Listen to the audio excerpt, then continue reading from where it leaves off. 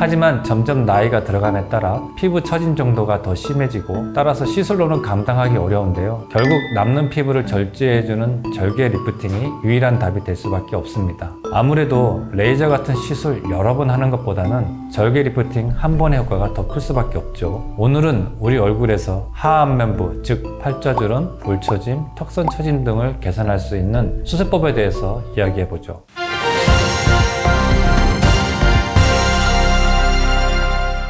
안녕하세요. 우화성형외과 원장 이승환입니다. 오늘은 미니킥 리프팅에 대해 이야기해 볼까 합니다. 요즘은 사회생활을 하는 연령층 자체가 과거와는 달리 많이 높아지면서 리프팅 같은 동안 수술에 대한 관심이 점점 높아지고 있습니다. 저의 경우에도 나이가 점점 먹을수록 잘생겼다는 말보다는 동안이다, 젊어 보인다 그런 말이 더 듣기가 좋더라고요. 동안을 얻기 위해 처음에는 레이저나 스킨 보톡스 또는 실리프팅 같은 시술을 먼저 시작합니다. 노안 초기에는 남는 피부가 그다지 많지 않아서 처짐이 덜 심할 때는 이러한 시술로도 어느 정도 효과를 볼 수 있습니다. 하지만 점점 나이가 들어감에 따라 피부 처짐 정도가 더 심해지고 따라서 시술로는 감당하기 어려운데요. 결국 남는 피부를 절제해주는 절개 리프팅이 유일한 답이 될 수밖에 없습니다. 아무래도 레이저 같은 시술 여러 번 하는 것보다는 절개 리프팅 한 번의 효과가 더 클 수밖에 없죠. 오늘은 우리 얼굴에서 하안면부, 즉 팔자주름, 볼처짐, 턱선 처짐 등을 개선할 수 있는 수술법에 대해서 이야기해보죠. 과거 20-20년 전까지만 해도 고전적인 절개 리프팅 뿐이었고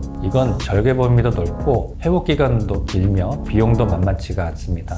물론 효과는 제일 좋습니다. 하지만 환자에게는 큰 용기가 필요하고 선뜻하기가 힘들죠. 그래서 절개는 작게 하면서도 효과는 큰 수술 방법을 찾기 시작했습니다. 요즘은 그런 단점을 보완한 수술법들이 많이 개발되고 발전을 거듭해왔으며 수요도 폭발적으로 늘었습니다. 그 중에서도 가장 간단한 미니킥 리프팅을 소개해드리겠습니다.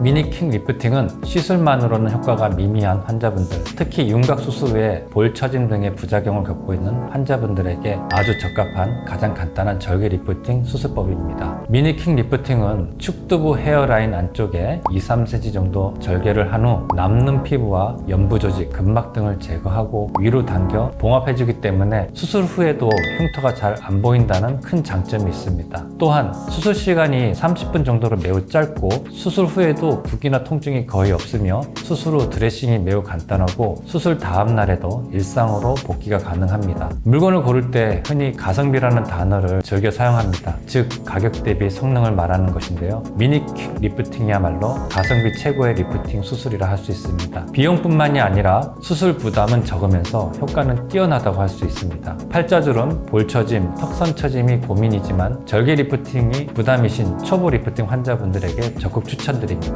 레이저 시술만큼이나 간단합니다. 오늘은 미니킥 리프팅에 대해 알아보는 시간을 가졌는데요. 다음은 더 유익한 정보를 드릴 것을 약속드리며 여기서 마치도록 하겠습니다. 감사합니다.